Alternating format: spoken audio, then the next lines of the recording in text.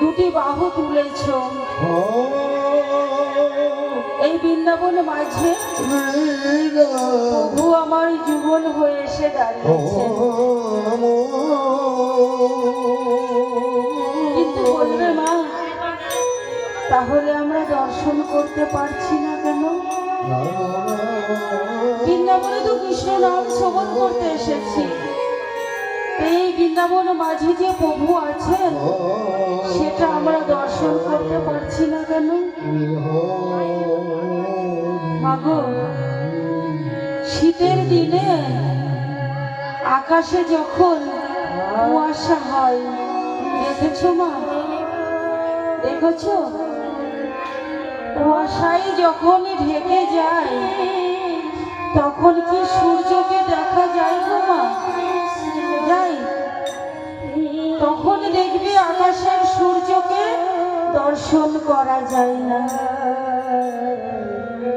এই বৃন্দাবনে এসেছি ঠিক, কিন্তু হৃদয় মাঝে আমার মায়া কুয়াশায় ঢাকা আছে। মায়া কুয়াশায় ঢাকা বলে আমি প্রভুকে দর্শন করতে পারছি না। যারা বৃন্দাবনে এসেছে, যখন দেখবে আকাশ থেকে কুয়াশাটা সরে যায় তখন কি হয় গো? আবার সূর্য উদয় হয়। এই মায়া কুয়াশাটা যদি এই দেহ থেকে সরিয়ে ফেলা যায়, দেখবে হৃদয় মাঝে সূর্যের মতো আমার গৌর হরি উদয় হবে। উদয় গৌর হরি হবে।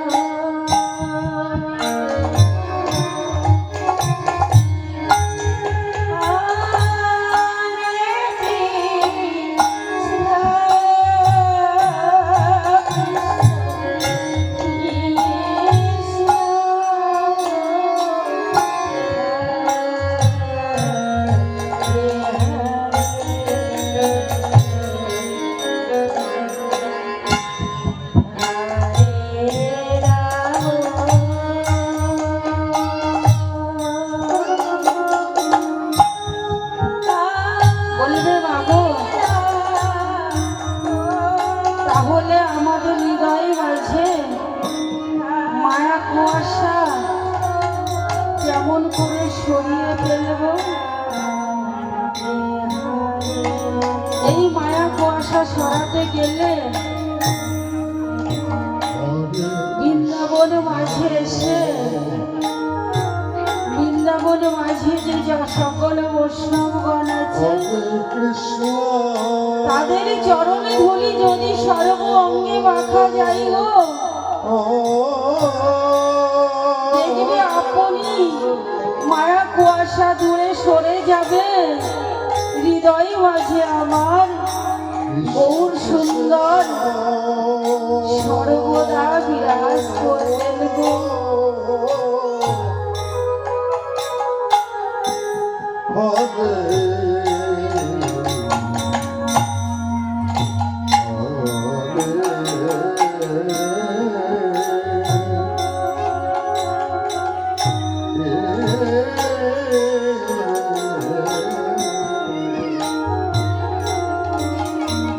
বললেন একবার কৃষ্ণ নাম করলে যত পাপ হরে জীবের সাধ্য কি আছে তত পাপ করে। বলবে মাগো তোমরা তো সারাদিন কৃষ্ণ নাম করছো, তাহলে তো তোমাদের পাপ হরণ হয়ে গেছে।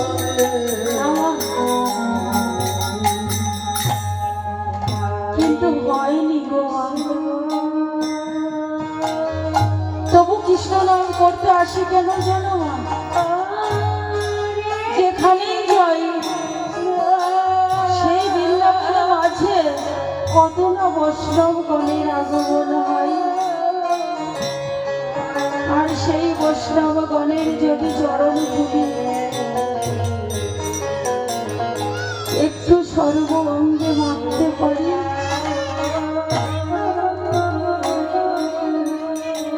তাহলে হয়তো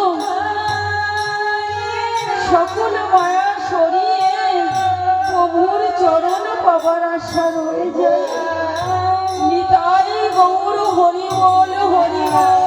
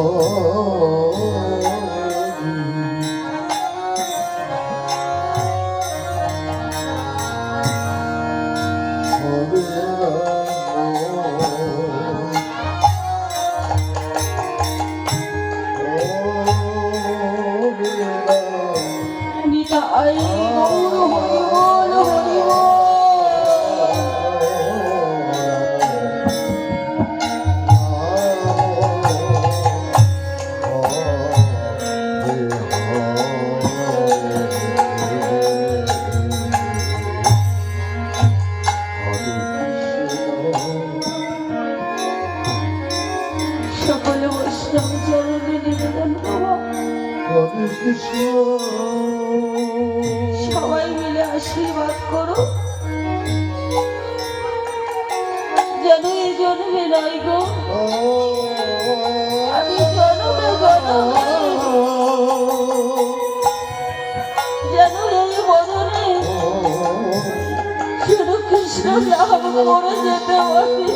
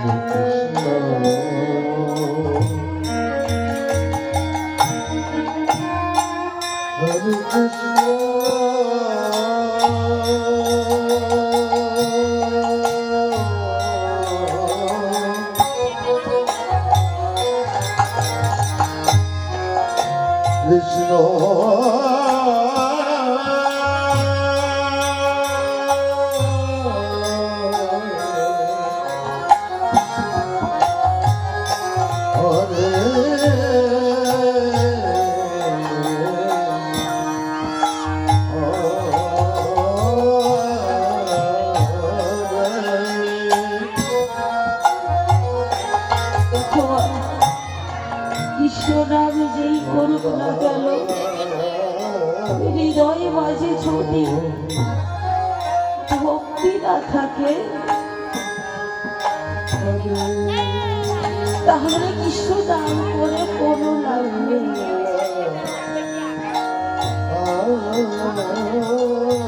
কৃষ্ণ দান করতে গেলে হৃদয়ে মাঝে আগে লাগে ভক্তি। প্রভু বললেন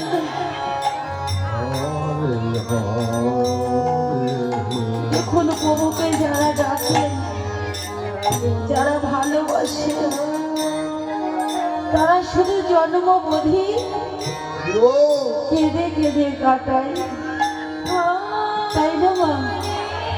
স্বয়ং রাধা রানী যিনি তিনু গোবিন্দ ডেকে ডেকে সারা জনম কেঁদেছিলেন। তাই একদিন নারদ মুনি বলছেন প্রভু গো তুমি কেন এত ভক্তদের কাঁদাও? ভক্তরা কি করলে তোমাকে পাবে প্রভু বলতে পারো?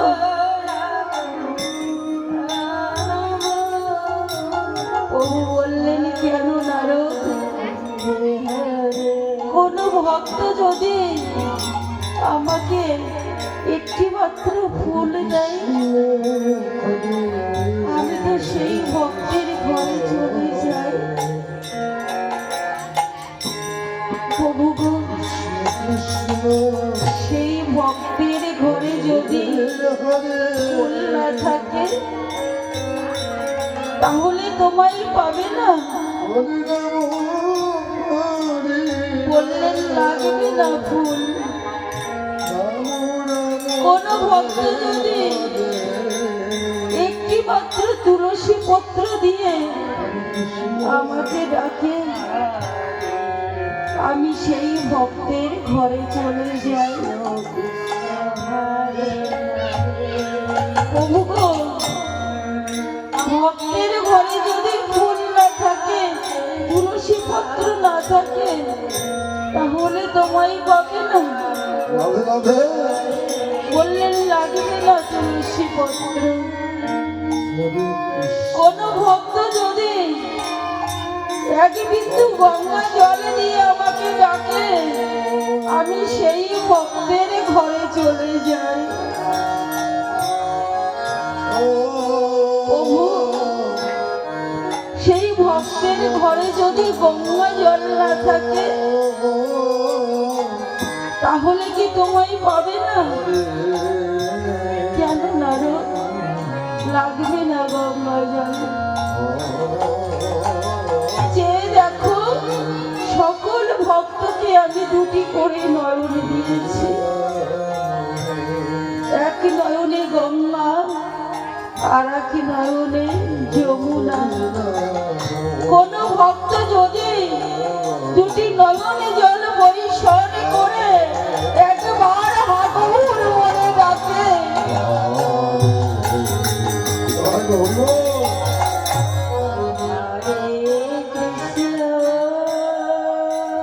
আমি জনমে জনমে সেই ভক্তের ঘরে বাধা পড়ে রই। এই মাগো প্রভুকে যদি পেতে হয় হৃদয়ে মাঝে ভক্তি রেখে নয়ন জল পরিশোধ করে হা গৌর বলে একবার কাঁদো নিতাই গৌর।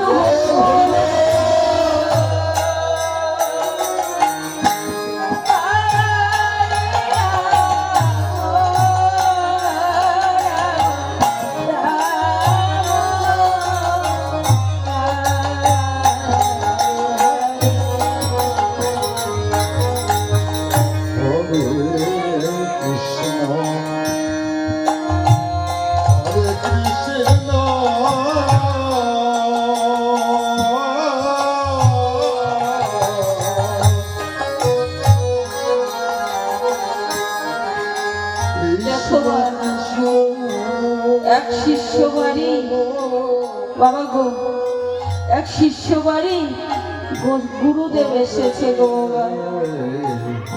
1 বছর পরে এসেছে তো তাই বাড়ির বাবা আমার ব্যাগটা হাতে করে তাড়াতাড়ি বাজারে গেছে,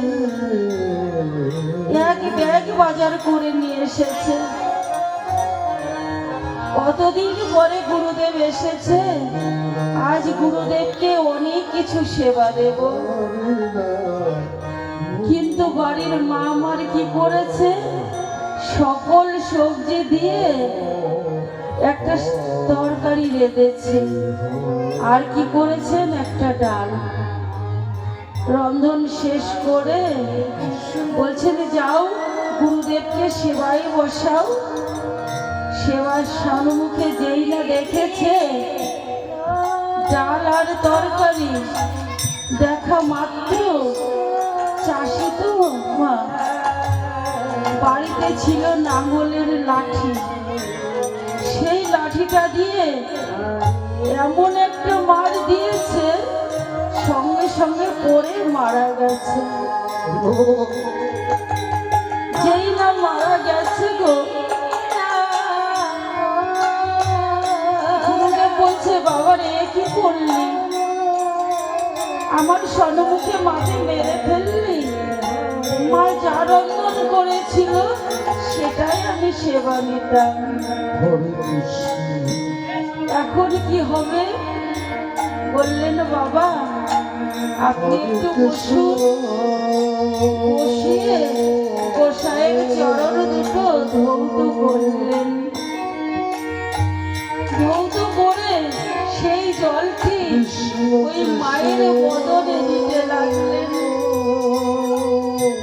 যেই না মায়ের বদনে দিয়েছে গো মা, সেই মরা মা আমার তাজা হয়ে উঠে বসেছে। গুরুদেব তখন ভাবছেন আমার চরণের এত গুণ, আগে তো জানি না যে আমার চরণে ধৌত জলে একটা মরা মানুষ ভালো হয়ে যায়। গুরুদেব আশ্রমে ফিরে গেলেন গো মা। ফিরে গিয়ে কিছুদিন পরে গোসাই আর মা গোসাইয়ের সঙ্গে দ্বন্দ্ব বেঁধেছে গো। গুরুদেব কি করেছেন, মা গোসাইয়ের এমন এক চর মেরেছেন, সঙ্গে সঙ্গে মা গোসাই পড়ে মারা গেছেন। যেই না মা গোসাই মারা গেছেন, আশ্রম তোমার আশপাশের থেকে সকল ভক্তরা ছুটে এসেছেন। বলছেন গুরুদেব আপনি কি করলেন, আপনি গুরুদেব হয়ে মাকে মেরে ফেললেন, আজ আপনাকে জেলে পাঠাবো। বলছে দেখ বাবা, তোরা জেলে পাঠানোর আগে দেখবি তোর মাকে আমরা ভালো করে দেবো। আমি বলছি তাহলে বাঁচিয়ে দিন। তো গুরুদেব নিজে নিজে নিজের চরণ দুটো ধৌত করছেন গো মা। ধৌত করে ওই মা গোসাইয়ের বদলে দিচ্ছেন, কিন্তু মা গোসাই তো জেগে উঠছে না গো। গ্রামের লোকজন বলছেন আপনি কি ভণ্ডামি শুরু করেছেন, কারণ চরণ ধৌত জলে মরা মানুষ বেঁচে ওঠে। আজ আপনাকে জেলে পাঠিয়েই ছাড়বো। বললেন দেখ বাবা, তুই পুলিশের কাছে খবর দেবার আগে পাশের গ্রামে আমার এক শিষ্য আছে, তাকে খবর দে। সেই শিষ্য খবর পাওয়া মাত্র মা ছুটে এসেছেন। এসে বলছেন বাবা কি হয়েছে? বলছে দেখ সেদিন তুই মাকে মারলি, আমার চরণ ধৌত করে জল দিলি আর বেঁচে গেল। আজ আমি কতবার আমার চরণ ধৌত করে তোর মার বদলে দিচ্ছি, তবু জেগে উঠছে না। বলছেন আপনি চিন্তা করবেন না, গোসাইকে বসিয়ে শিষ্য আমার চরণ দুটো ধৌত করে যেই না মা গোসাইয়ের বদলে দিয়েছেন গো, আর মা গোসাই জেগে উঠেছে। এই মাগো গোসাইয়ের চরণের গুণে জেগে উঠল, গোসাইয়ের যে চরণ ধৌত জলের গুণে জেগে উঠল, না ভক্তের ভক্তিতে জেগে উঠল। সে যারই চরণে ভক্ত করুক না কেন, হৃদয় মাঝে যদি ভক্তি প্রেম থাকে, তাহলে মরা মানুষও জেগে ওঠে। নিতাই গৌর হরিবল হরিবল।